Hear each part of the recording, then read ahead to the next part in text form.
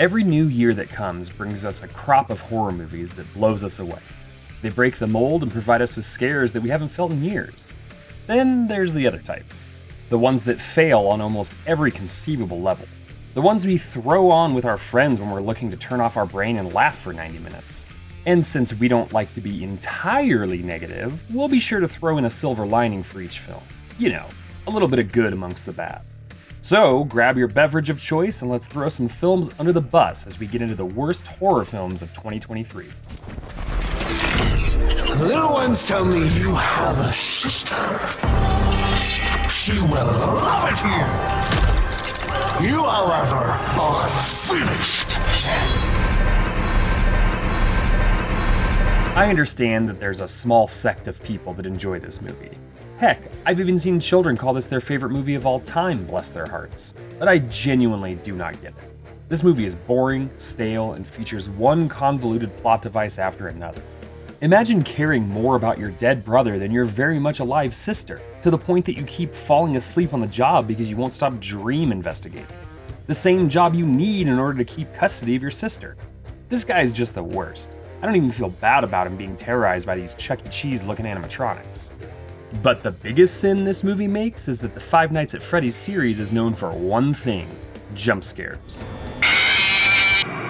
It's what's managed to give the game series the reputation that it has, yet they're practically non-existent here. And look, I'm no fan of jump scares, but when you go into a movie set in the ocean, you expect water. So the decision to almost entirely avoid them makes next to zero sense. Then add the fact that there's hardly any tension. I'm not entirely sure what the point of this was other than to appease fans of the game, and apparently to become Blumhouse's biggest movie ever. Fuck me. Is that guy okay? I just realized I shouldn't be hearing any of this. The silver lining here? This lawyer is absolutely hilarious and easily the best part of the entire movie. And also, who doesn't love a hammy Matthew Lillard? He said the woods were like the mouth of evil, and anything buried there would come back to life, swallowed by hell itself. Pet Cemetery has always had a tough time at the movies. While the original story from King is great, they just haven't been able to properly get the concept across on screen. And Pet Cemetery Bloodlines is certainly no different. Writer-director Lindsay Anderson Beer had a lot of hype behind her after being a flaunted Hollywood script doctor, but remarkably, the writing is one of the worst aspects of Bloodlines. Every character makes the worst decision that they could make in any singular moment. And these people do not speak like normal humans. I had such trouble caring about anyone in this cast. It's like, what do you expect? That my only reprieve was from Henry Thomas. At least he seemed like he cared. Even Duchovny feels like he's sleepwalking through his role. Damn it, Mulder, I expected more out of you. The concept of following Judd Crandall as a young man is actually a great starting point. We've seen this character clearly has a history with the Pet Cemetery, so it feels like a no-brainer. But if anything, the story makes Judd look like a complete moron for staying. The number of people who manage to be entirely useless in this story is downright impressive. Pam Grier literally just shows up to wear a bad prosthetic and die. And no one seems to be able to grasp the concept that maybe these dead people who want to murder others probably are bad people. If you can even call them people. Though maybe Nightcrawler is a better word for them. The silver lining is Henry Thomas, I guess? It'll do that. Gets in your head, messes with your mind. My son was murdered a year ago. I had one kid. Now I have none. You need to get out of this house. I really enjoyed Freaky, and Justin Long has become a bit of a scream king in recent years. So a film starring Long and from the guy who wrote Freaky seemed like a treat for horror comedy fans. But there's almost nothing that works about It's a Wonderful Night, which is too bad because Christmas horror can be really great.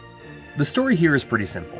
After Wendy Carruthers stops a psychotic killer, she winds up in a parallel universe where the killer was never stopped, after she wishes she'd never been born.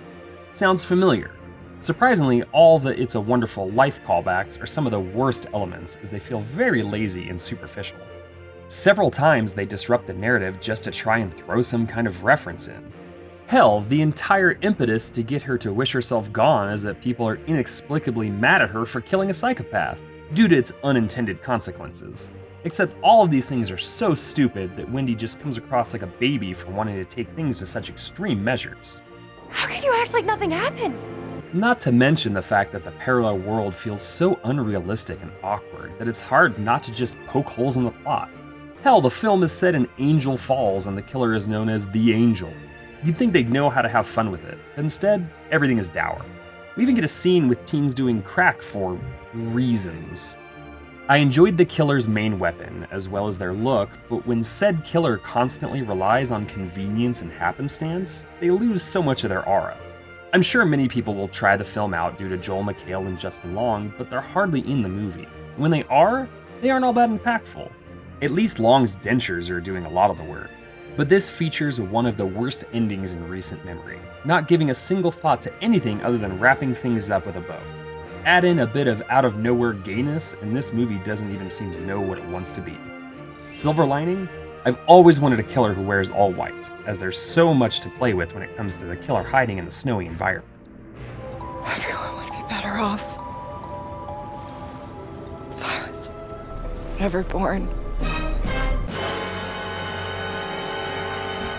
Why are you doing this, Pooh? We used to be friends. Why are you doing this, please? As certain trademarks and copyrights start to expire, we're sure to see more and more literary works adapted by independent filmmakers. And everyone knows that you're going to go cheap and want to impress as you dive into horror, as the lower budgets are more forgiving when they are of the blood and guts variety. And I have to give it to the filmmakers here. They could have easily half-assed it in the cinematography department, but the film is actually pretty decent looking. Unfortunately, that's all I have in terms of positivity, as this is quite the grim affair. The credit sequence is a very poorly done animation that doesn't really fit in with the rest of the movie. And then there's the kills. They're just so unexciting and dull.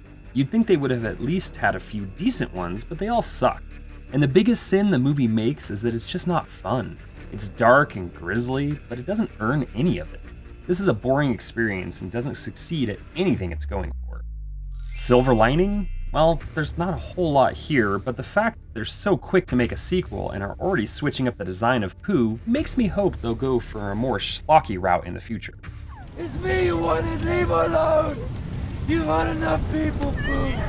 Please. So you actually think that she's lost in the red world? I think it hurts a lot more when a bad movie comes from someone who impressed just the year prior.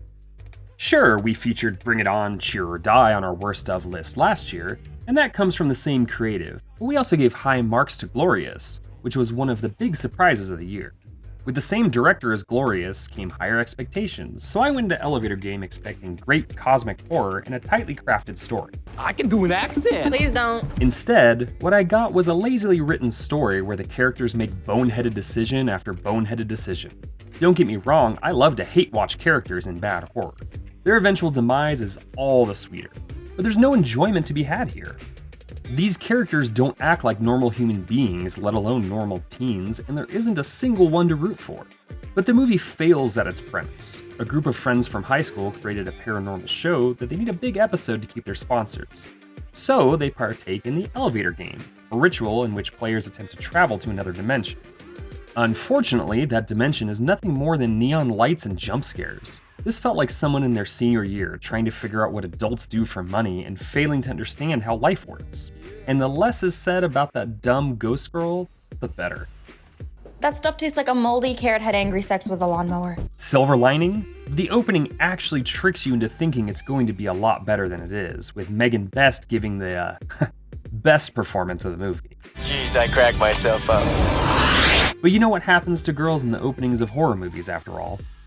Another week of flavorless lunches. Yeah, well, when shit goes south and we're all huddled inside here, you won't be complaining about bland fries. But hey, not every single swing hits a home run. Sometimes you just have to take your licks, pick yourself up by your bootstraps, and try again. And all of these creators are absolutely capable of creating great work, so here's hoping that their next project ends up on lists that are a little more flattering. What do you think the worst horror movies of 2023 were? Let us know in the comments and stay tuned for our best of the year video. Because despite what the last 10 minutes may have made it out to be, this has been one fantastic year for horror movies. I help people overcome inner obstacles.